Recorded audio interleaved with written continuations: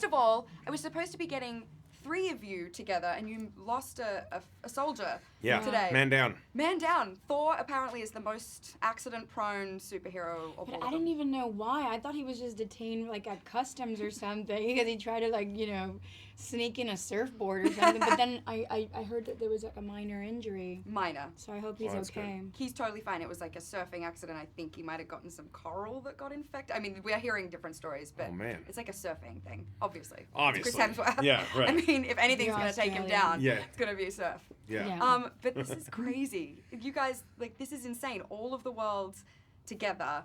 I mean, I don't know. I know there's so much secret around this. Like, we don't know who you work with, or can you disclose any of the other superheroes you got to collide with? Well, there are some really great and interesting combinations of superheroes through the course of this film. We do get to spend some time with Hemsworth. I think that's something that's been in the trailer, so that's been revealed. There's that combination, but it goes all over the place, and there are a lot of really great combinations of heroes working together. Though it is frustrating to not, go into details and sort of, share little secrets and hints. It's also because, the end result is just so we won't have to ruin the element of surprise. Right. We haven't even seen the movie. So even though we know the story, somewhat of it, and we know what we shot, we just don't know how it was all composed together. So in a way, also, we're not going to be cheated out of a wonderful experience. So when we go on Monday to the premiere, we're going to be able to watch it for the very first time with hundreds of people. Yeah. No pressure. I mean, it's going to be huge. And the fact that none of you have seen it, and I know Tom Holland was kept in the dark a lot about because he can't keep his mouth shut, apparently. Like, he shot alternate endings. He shot like 4 other movies. He doesn't even know what's happening. But did you guys shoot any alternate endings, or do you actually know how it ends for your characters in this film? Or I mean, we kind of do because we just got greenlit for Volume 3 for Guardians, so I don't know if that's the only bone I'm going to throw you. Yes, actually, that's because it was a great bone that was thrown at me. I was like, oh my god, and I'm in it. Yes, I was really happy. You survived. Congratulations. Thank you. That's exciting. But we don't know if it's because I don't know. Remember, James Gunn is definitely a master of surprises. So we don't know if the story is going to be before the whole Avengers thing or after. Yeah, it doesn't indicate time. Yeah. Okay. Was there any of the other superheroes that you got to collide with or meet or be on set at the same time with that you kind of freaked out about when you saw them in costume or anything like that? Well, I got to see Mark Ruffalo's costume for the first time and what he has to go through to become Hulk, and that's interesting. Like, when you see the movie, he's Hulk, but when he's making the film, he's Mark Ruffalo wearing this rig that has a tiny camera pointed at his face. His face has dots all over it. His entire body is like this strange set of like Velcro. tight-fitting Velcro pajamas. Sexy. It's definitely the most embarrassing costume probably is his. We get to wear real costumes that you could wear to a costume party. His is created in the post-production process, and it's him in pajamas with this big camera rig GoPro thing stuck to his face cool and dots all over his face. Not so cool. He pulls it off. He makes it look pretty damn cool somehow, but it would be embarrassing for us to wear. Working with Robert Downey Jr.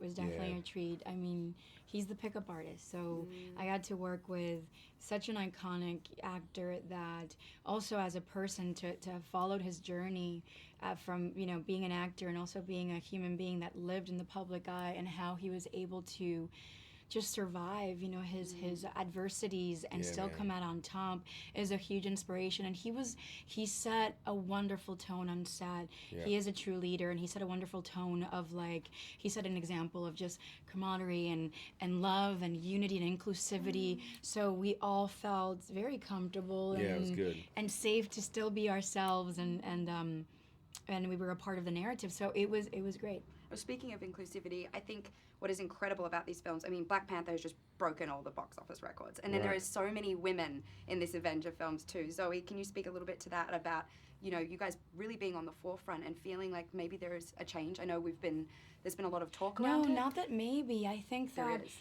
change is inevitable. Evolution is inevitable. We can only slow down its pace, but we can't really stop evolution. And I think that what's shifted is the fact that we as women came together and formed a movement called Time's Up, where we provide a community where we support, we listen, and we take action.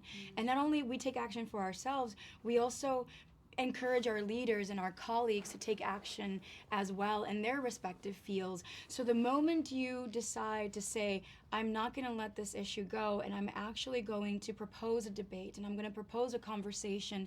I don't want to fight. This is a renaissance. Let's all get together and let's all just walk through this systemic issue that we've all been a victim of. I think that men are as much victims of a systemic issue as females are. So this unity that's coming, it's not only going to benefit women in the public, and entertainment, but we had to be the ones to sort of like be in the forefront and use our voices as public figures to and our platforms to sort of say this is what's going to happen. And I feel like that encouraged our leaders, our bosses, and our colleagues that are usually predominantly male still, to understand that if they don't join the movement, they will be asked, and if they don't join, they're still going to be forced to, because this is happening. Change and equality is a birthright for us all. So everybody just needs to be a part of that. Yeah. And I just love the fact that Marvel and Kevin Feige and Louis Esposito encouraged always their filmmakers to give a voice to all these female characters. And they also hired really strong and very well-spoken actresses that are huge contributors to narrative, and that are not going to be easily quiet. So I think that there was always this collaboration. Agreed. Beautifully said. I know you both have kids. I would think that this film, I'm not sure when they're allowed to see it. I know yours are really young. So, but is Jack allowed to see this yet, or almost? Yeah, I mean, I'll take a look at it also, but he's I took him to Black Panther, and he loved it. Yeah. He did. He loved it. The story. It was good. Really? Yeah. You lose it? He loved it. I loved it, and it was interesting because obviously he's a new wineskin. He's a face of a whole new generation, and I was curious to see what he would think of it, and he loved it. It was a great movie. And I said, so what did you like about it? He said, oh, it was so cool, and I liked the gadgets. And I said, did you notice anything interesting about the movie, the main characters? And he was like, he had claws. And I was like, yeah, that's right. That's great. You know what I mean? I love it. There's like it was neat to see that in him, and now his new favorite character now, it's always been Spider-Man, but now it's Black Panther Spider-Man. So he made a mix of the two. So it's Black Panther and Spider-Man. So how cool are you to be in a film with Black Panther and Spider-Man? That was my question. In real life, very cool, but to him, not cool at all for some reason. Really? Yeah, it doesn't translate. It doesn't register. It really doesn't register. Kids are smart. They know that their kids.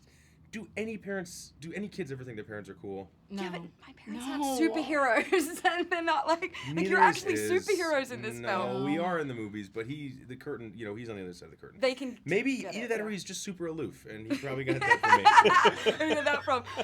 Chris, we did see some stuff on your Instagram of you doing some MMA fighting, which you look like you're pretty good at. Oh no! Oh, thank you.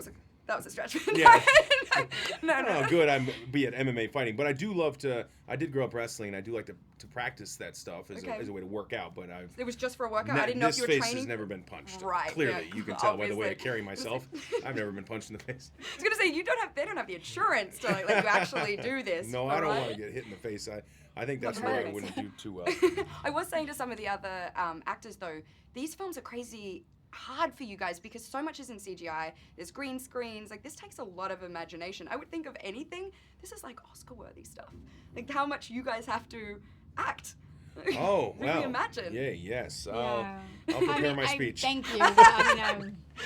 Well, we're far from that. Technically, I mean, we're really lucky that we get a lot of the credit for what is essentially a vital contribution to this art form, but it is a contribution to something that really takes thousands of people and thousands of souls collaborating over the course of many years.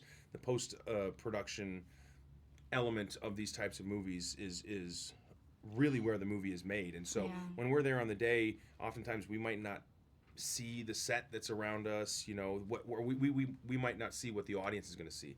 And so these are really technical films, and they are feats of art. And so I think they deserve respect in that regard because they're monumental feats, not only commercially to be successful, but also to capture people and for Marvel to continually tell really compelling stories. I think it's something that deserves praise, and you know, I don't know necessarily how that manifests itself, whether it's like awards or not, but you know, I think it's important. It deserves recognition. It deserves recognition, yeah. Well, the box office kind of speaks. That's right. And And really, it's like when you have art and industry merging, as you do in Hollywood, I think it's important to have a mechanism to support both. I mean, you have the box office to support these kind of movies, but then you have like the award season to support other movies that might not be commercially viable, but will still continue to be made because people do want to they want to get the recognition. So there's a lot of independent people throwing money together, cobbling together these small movies that will get awards recognition. And without that awards recognition, those movies might not get made. So I think it's really beautiful to kind of celebrate both. And often, you know, every once in a while there's a movie that garners like critical and commercial praise and success, and you know, it's like Guardians of the Galaxy or whatever, but yeah, anyways. Want more extra? Hit the subscribe button and the bell and never miss a video.